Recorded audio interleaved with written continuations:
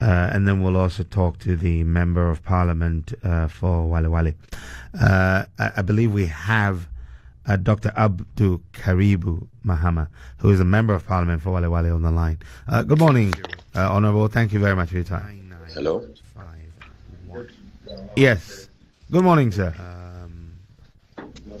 All right. It seems we have a repeat, a loop of the sound from the studio. If the technicians can fix that.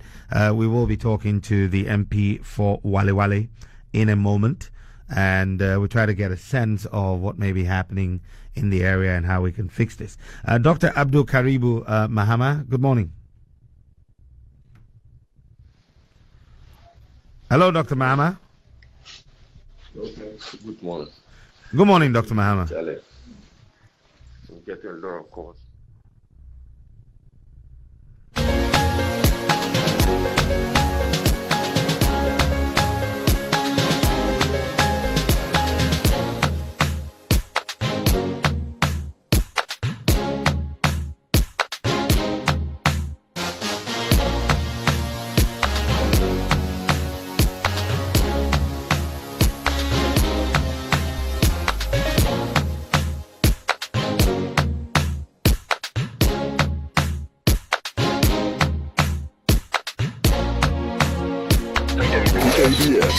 Classic Breakfast Show. Dr. Mahama? Okay, so that line is a bit iffy. We're going to try and resolve that. But in the meantime, just as I mentioned, the Ghana Registered Nurses Association, have been making a statement about the government's directive to exclude newly recruited nurses. But we'll go to the line and speak to a caller who's calling us from Gambaga, which is actually in the area. Gamel, good morning, and thank you for your time. Good morning. I'm glad you've called. I'm quite concerned about what's going on in the area. I mean, what are your thoughts? Yeah, Insira, good morning. Yes, Gamel, we can hear you. Good morning. Yes. You mentioned about the issue in Bawku. The Bawku issue, from my point of view, and somebody who has stayed in Bawku over 20 years, first and foremost, the security needs to be beefed up in Bawku and do some sort of random search. There's a lot of arms in the system from both sections. So if they are able to hold grips of the arms that are in the hands of the public, I think it will go a long way to help. I remember my days in Bawku. My late uncle Walankaki, David Walankaki, they used to make a soup in the town and they retrieve a lot of arms. These days it's not so. And so how can you allow a security convoy, allow the civilians to attack the escort with ammo cars and things, and nothing is happening? So you see that they are doing it with impunity. So if they are able to, both the Minister of Defense and Minister of Interior, if they are able to work out their plans and are able to make sure that they make a soup in the town, regardless who, and the arms are retrieved. I know all cannot be retrieved, but if substantial amount of them are retrieved, I think it will go a long way to bring some sort of peace and stability in the town. If not, please forget it. I'm telling you. That's very, very disturbing. But your suggestion is a very worthy one. That if we increase the feet on the ground and we did more random swoops, we will be able to retrieve a lot of arms.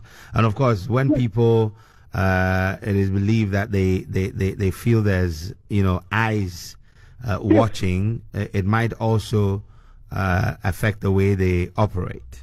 But in the time... Let me just add something and then you continue. Yeah, go on. You see, the escalation into Walewale and other parts of Northeast is because some of their relations there, call them day in out and brief them, this is what is happening. Because if, for instance, a car has left Bawku and on its way to Bolga, they are attacked. So you see that the relations in Walewale and other parts of North East, they will also say that we will retaliate. And that is how come you hear there are attacks in Walewale and other parts of North East. It's very simple, Mr. It's the failure of the security that is bringing all those things. You see, it's the failure of the security. Since 2021 November, up to date, how come? Yes, politicians are mentally in it. So that is my beat, my brother. Gamel, thank you for these insights, and do have a good day. Yeah. You know something? I have the same date birth with you, so in July we'll have to celebrate it. Oh yes, indeed, we will. We will, Gamel. We must. Inshallah, we'll still be alive. All right. Thank you very much, Gamel. We're joined on the line by Dr.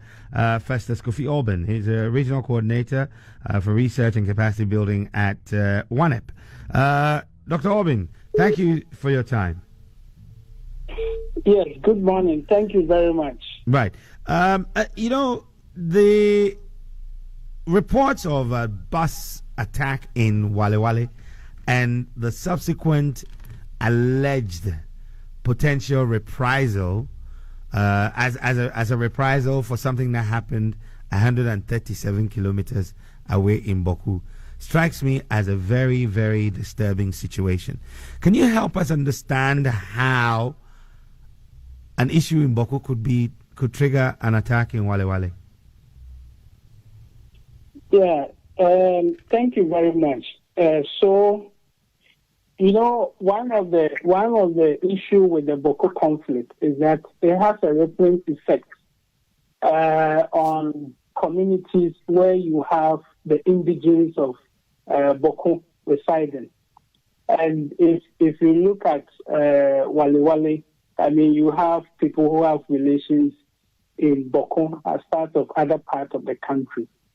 And so sometimes in conflict situations, you find out that due to the familiar relations and ethnic relationship, whenever a conflict is happening in one end, the potential for it to also emerge or escalate in areas where you have the same ethnic group or the similar ethnic group that shares those cultural affinity and historical affinity is always likely to have those rippling effects. So it is not surprising that what is happening in Bawku is also having adverse effects in areas where you have indigenes also residing.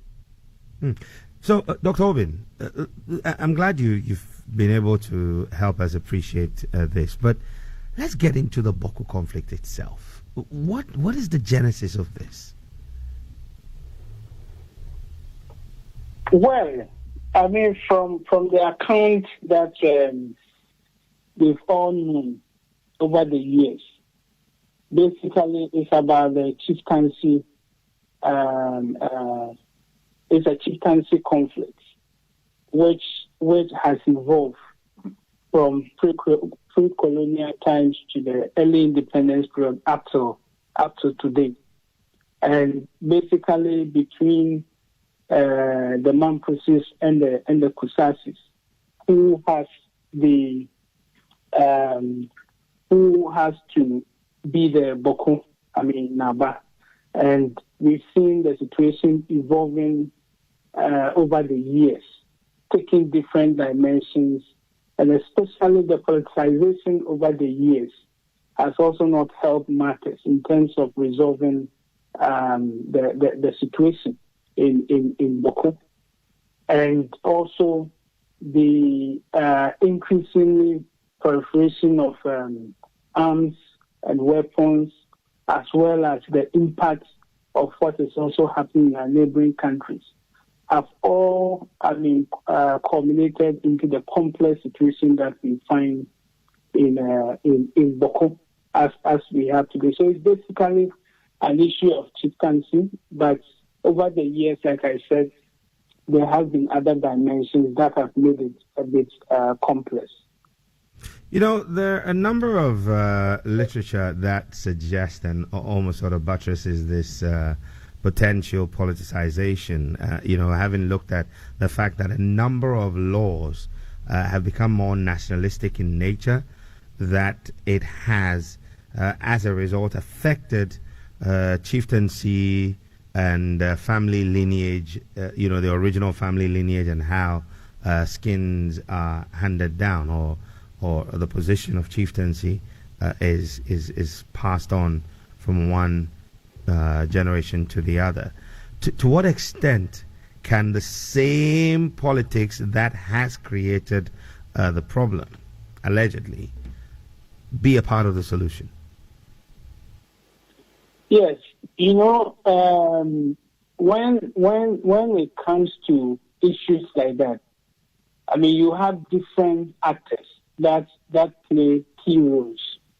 You have the National House of Chiefs, you have the people themselves in Bawku, and then you have the government, and all these actors have different roles to play.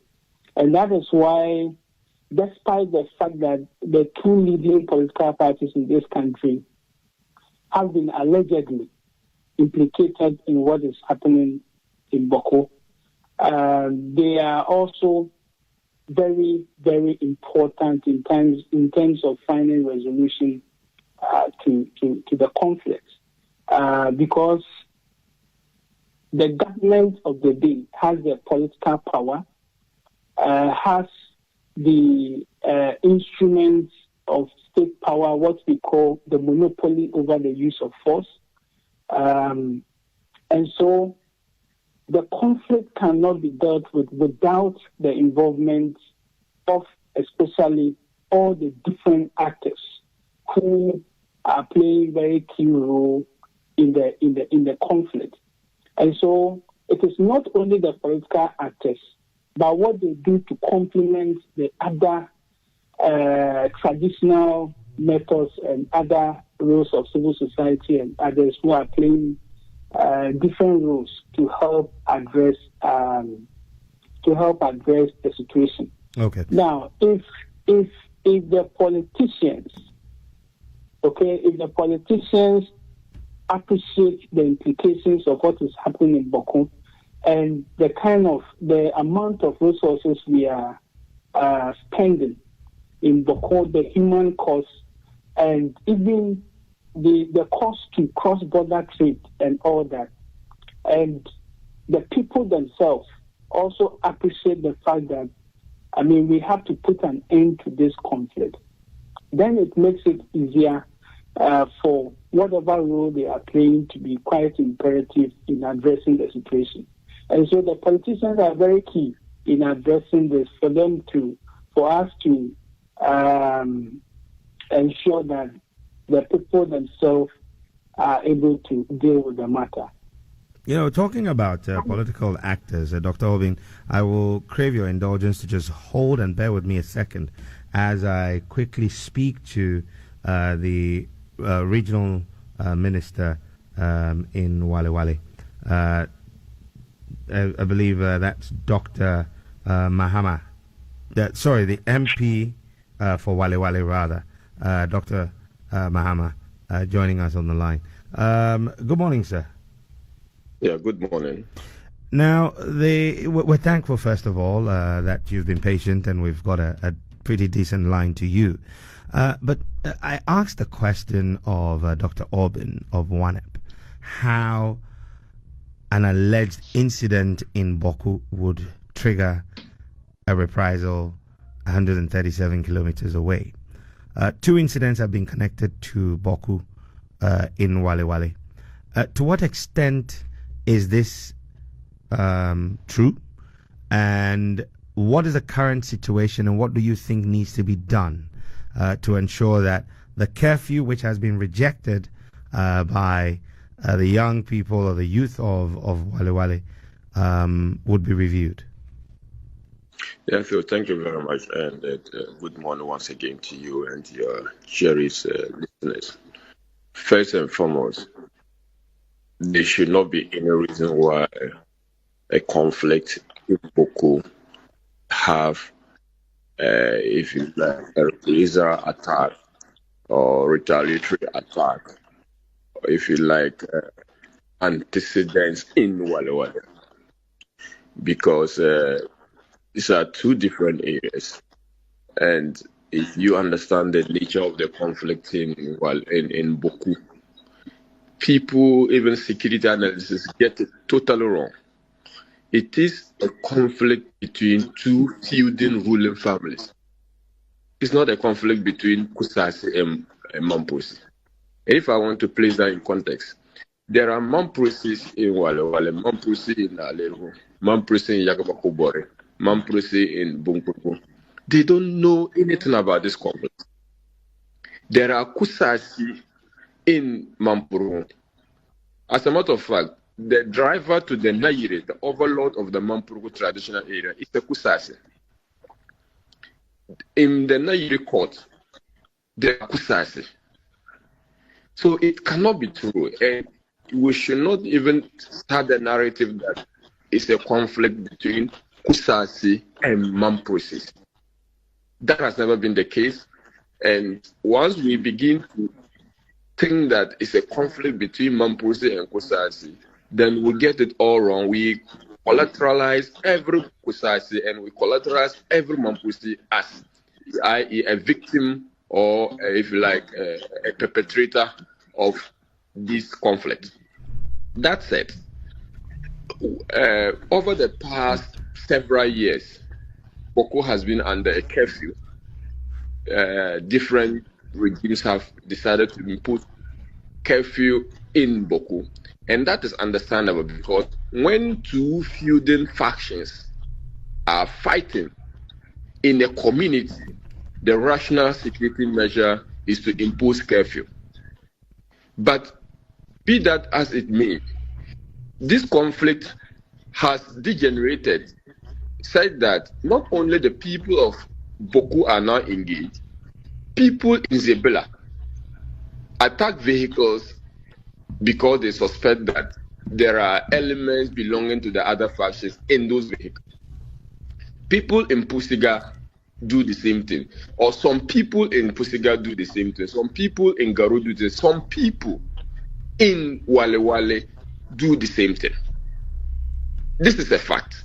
And these people are not necessarily indigenous of Pusiga, indigenous of Zebela, indigenous of Garu, indigenous of Walewale. There are people who have fled the conflict in Bawku and having residence along these communities. So whenever they hear of an attack on their families in Bawku, they would also plan to stage an attack in any way they find or security lapse to also attack by way of retaliatory attacks. So that is the situation. And now in Walewale, it's not just these two incidents. There have been few incidents in the past. And like I said, even between Bawku and Bindure and Pusiga, there have been over a double dozen incidents between 2021 and then 2025. Within this period of December 2021, and now there have been over 25 to 30 incidents.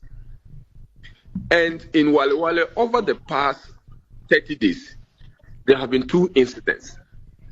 And these incidents have actually led to the loss of lives, to the loss of innocent lives for that matter. People who are not remotely connected to the conflict have been killed in these attacks.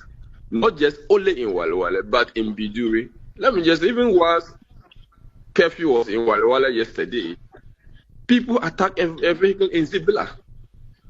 So this is the nature of the situation. And the people of Walewale feel strongly, and I sincerely also think the same way, that the decision to impose a curfew in Walewale was poorly thought through. It was not done with the best interest of the people of Walewale being taken into consideration. Why do I say so? One, why do we impose a curfew on the whole of Walewale and its environment when we know for a fact that the people of Walewale are not involved in any conflict between themselves?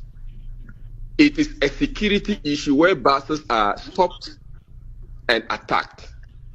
A reasonable security measure is to provide patrols, provide escorts for travelers. And I argue that half of the security you use to enforce curfew in Walewale could be used to provide security for people to travel. Secondly, you would want to impose such a conflict. You allege that the rector was engaged. From our checks, there is no single communication between the Minister for Interior and the RESEC suggesting or making proposal like a decision of this nature should be taken. It was a knee-jerk decision. Thirdly, you want to impose a conflict in Walewale where I am the official representative of the people in Parliament. And there is no even the courtesy to engage or consult or talk to me. Once my counterparts who are from the Bawku area were engaged and consulted by the Minister for Interior and Defense. That cannot show that we want to address the issue comprehensively and that without political malice. These are the genuine concerns the people of Walewale have. And they just think that a curfew, then if you think a curfew is a solution, we're having to impose one in Zibila, we're having to impose one in Binduri, we're having to impose one in Garu. In fact, in Garu, military people were attacked. In Binduri, an immigration officer was attacked and killed. I mean, do you have this? I will not support imposition of curfew in Binduri. That is my position. What is good for the goose is good for the gander. Okay, I will not support the imposition of a curfew in Zibila because there is no fight between Mamprisi and Kusasi in Zibila, so-called. It is only travelers who are passing through Zibila who are attacked. It's only travelers who are passing through Walewale who are attacked. Let our security intelligence system be able to pick up the miscreants and deal with them. But you don't punish innocent people because you feel like there are miscreants in the midst of those innocent people, and then you collateralize all of them, lump all of them, and then start beating them. In the hands of the security, 2 innocent people have died in Walewale. One was shot dead by the police. The other one was beaten to pulp and he passed away at the hospital by the military. How do you ensure order and you want to protect life at the same time you are engaging in killing innocent people in Walewale? These are the concerns the people of Walewale have. And I think that the approach will rather radicalize people. It will make people bitter. People who will not have been bothered about the happenings in Bawku will begin to, feel like I am seen as a victim, I'm seen as a perpetrator, and I'll defend myself. So these are the issues the people of Walewale have. And I think that the security measures should be reviewed. We should enhance patrol and escort for travelers. And let me just give you a take. Walewale is not only having this problem of, attacks on travelers. Every single week, there are cases, armed robbery attacks on people, some of which have led to the loss of life. Have you decided to say that because we cannot fish out the armed robbers who are attacking people, we should impose a state of emergency in Walewale?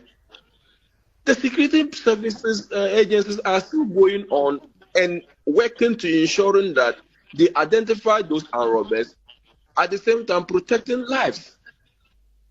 So these are the concerns of the people of Walewale. And we are not doing this, or I'm not doing this because I'm from Walewale. It's a rational thing to do.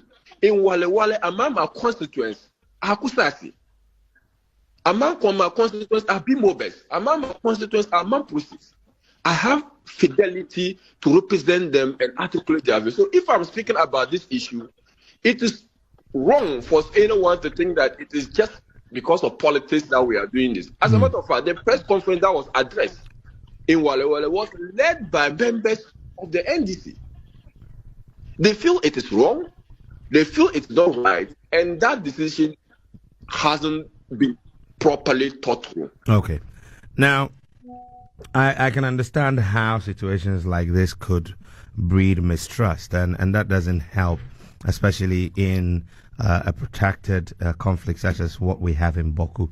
Clearly, if there are spillovers from there and people who are innocent are paying dearly with their lives, it's one thing that needs to be dealt with. Now, you've identified the lack of consultation by the Ministry of Interior in working closely with the Regional Security Council and all the key stakeholders to ensure there's peace. From your perch, what should be the way forward in ensuring that beyond the call for security patrol and things, that people within these areas themselves are part of the solution?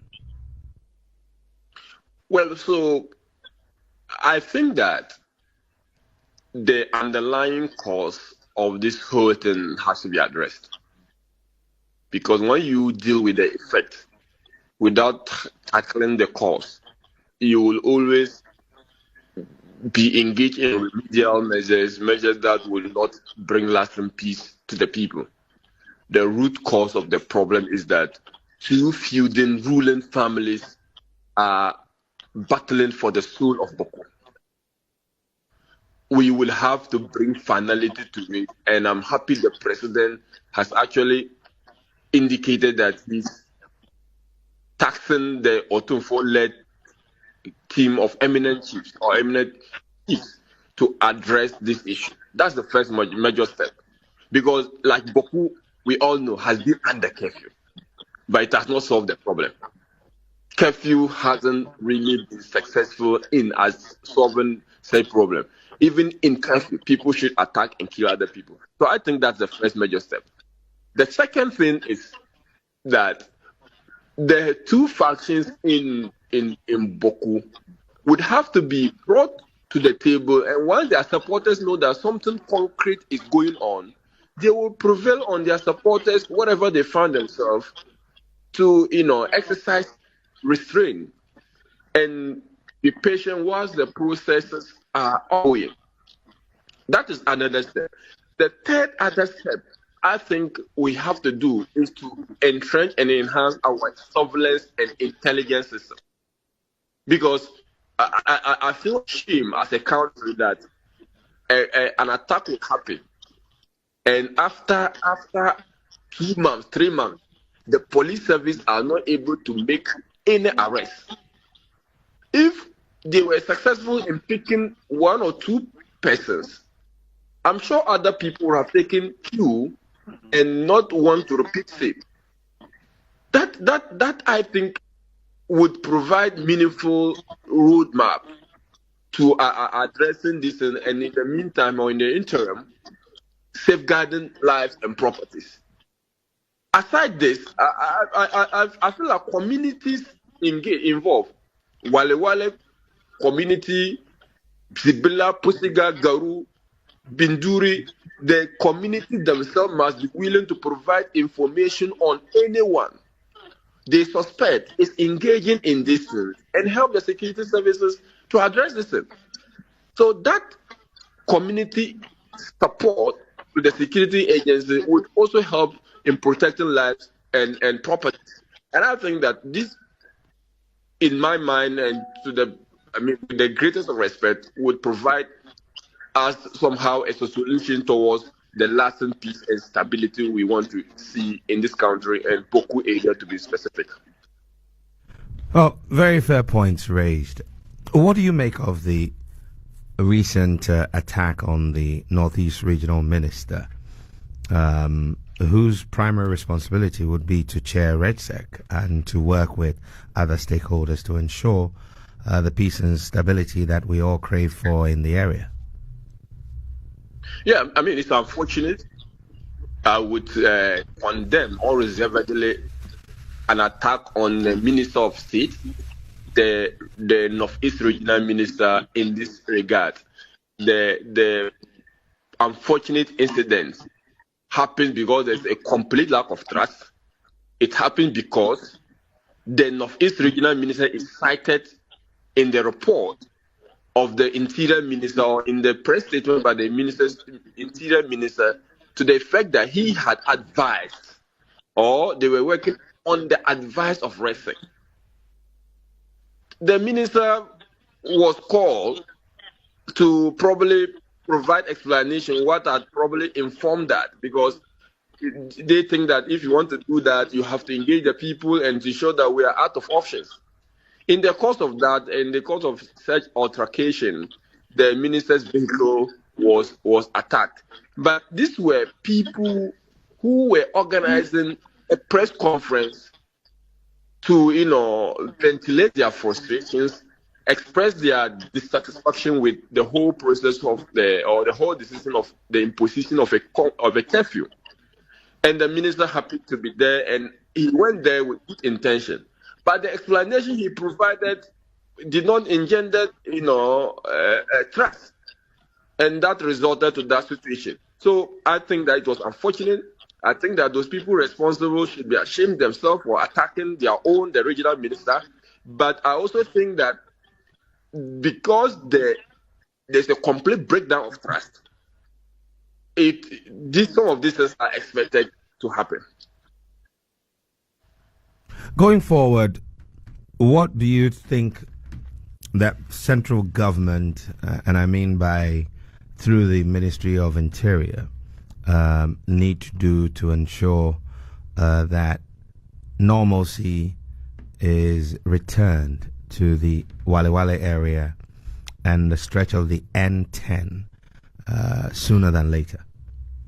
First and foremost, as a matter of the agency, the power to impose curfew as provided for in the Public Orders Act is exercised as a discretionary measure. Discretional decision if the Minister for Interior feels that in the interest of public safety, the protection of life and properties, there is a need to impose curfew. And the Minister, in doing so, will have to take reasonable measures as soon as practicable to inform Parliament. Right? So, no curfew can be imposed for more than 7 days. I think the first major step is to do away with that curfew. It's needless, it is causing unnecessary tension, it is creating anxiety, and it is radicalizing people, which we don't want under these circumstances. Secondly, I think that the minister or the government would have to bring every stakeholder. Now, Walewale was not part of the whole discussion of Bawku, but by design or by consequences, we are now part. We think that if there's any of such discussion, especially those bordering on Walewale, you have to bring every stakeholder together. And I expect the Minister for Interior to do that. And I'm even, ashamed and to state that even as a colleague member of Parliament for the Minister for the Minister for Interior, a message, an information could bring me to his office, and then we can discuss this thing, and the other perspective could be put. Even if I had my say and it was not considered, I would have known that the best interest of the country, security was taken into consideration. So I think the minister the government should also broaden the consultation on this matter. And the next thing is that the government should use the security that they are using to enforce the curfew to provide patrols. And the funny thing, the curfew hours, no attack has ever happened within the curfew hours. So now you go to impose curfew on people from 6 to 6, when no attack has ever happened within this particular period. Basically, the intention is not to address the attacks. So we should review that. We should bring people to the table, and then we can continue the discussion and engagement to ensure that we protect life. But I want to reiterate again that this has nothing to do with Kusasi and Mampusi. It is a clash, or it is a fight between two feuding families, one to the Mamproko gate, another to the Kusasi gate. That is basically what it is. And it is not every Kusasi who is involved in this. It's not every Mamproko who is involved in this. And we should begin to identify what the issue is. And then once we properly characterize the issue, we can be closer to the solution. Well, we're grateful for your insights, and we hope that your call for a more holistic approach with all key stakeholders coming together to address this matter is done quickly, swiftly, and smoothly. We're grateful to you, Dr. Mahama Tia Abdul-Kabiru. Thank you very much. Great.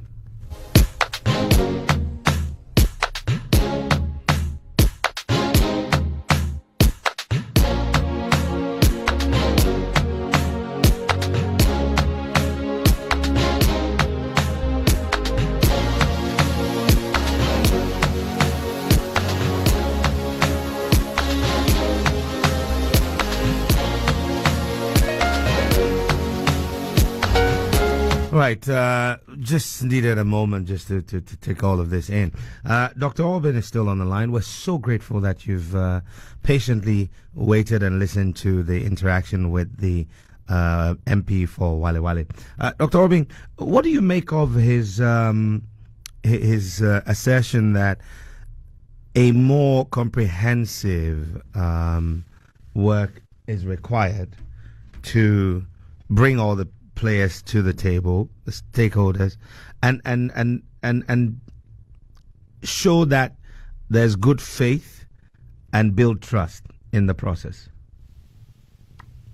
Yes, I think his call is in the right direction because if we want to have a solution that is sustainable, that is long-lasting, and that all the actors involved appreciate, then everybody must be involved. And so the comprehensive approach is quite key in ensuring that the situation is dealt with sustainably. And in doing that, we need to be able to map out all the key actors involved, to be able to get everybody's perspective to deal with the matter. Because if we use the ad hoc approach of dealing with the situation, it will keep on, we'll keep on having the same results. And so being comprehensive and holistic is quite key. And that is why we need to take out the politicization and ensure that whoever matters in this situation is consulted for their perspective in terms of how to deal with the matter. He made mention of the fact that, or at least that's what his position is that this is not a Mamprusi and a Kusasi conflict. It's not inter-ethnic, but rather a chieftaincy issue. What's your position on that? Are you inclined to believe that the perception that this is an inter-ethnic conflict may have been wrong all along? Well, there are different perceptions about what is happening over there. I've heard the point that he made about this is about his point, which is also very, valid. So there are different perceptions about the situation, but I think the most important thing is knowing the actors who are involved, and then addressing the situation based on the current realities on ground. And when conflict erupts, as it evolves, it changes in terms of the actors, in terms of the issues, and it changes. Have different dimensions as it evolves. So I appreciate his perspective about the situation, on ground. And I think that we need to look at the situation very, holistically to see what can be done. And, like he rightly pointed out, and I said earlier, when conflict is happening elsewhere and is having a ripple effect in other areas, there's always a connection between the people who are in the actual conflict zone and where the situation is having this rippling effect. And this is the situation that we find in the recent attacks along the Walewale, area. And so we need to look at all these different dimensions to be able to find an amicable solution to the problem. Now, finally, Dr. Aubyn, the observation that the attacks happen outside of the curfew window, and also from the observation that was made by Gamel, who called into the show just before we spoke to you, who also said that these attacks are happening in broad daylight. Does that make the curfew a reasonable or an efficient approach to trying to find a solution to the security risk? No, I don't think curfews alone can help deal with the situation. I know if you look at the Public Order Act, it talks about the fact that the minister considers that it is reasonably required in the interest of public defense and public safety to have a curfew. And that is just one of the measures. For me, I think what we need to do more is intelligence-led operations. You see, if in situations like this, if your intelligence is weak, then you are bound to have some of these attacks, happening. And so I would suggest that they need to really improve on intelligence within the area, and also they need to build a lot of relations with the communities and the public, because it is people within these communities who give information to these perpetrators of these attacks. And that is why it is important that the civil-military relation has to be strengthened, because as of now, I think there are some tensions, civil-military tensions, civil-military tensions that need to be addressed, because you need the people to be able to address this situation.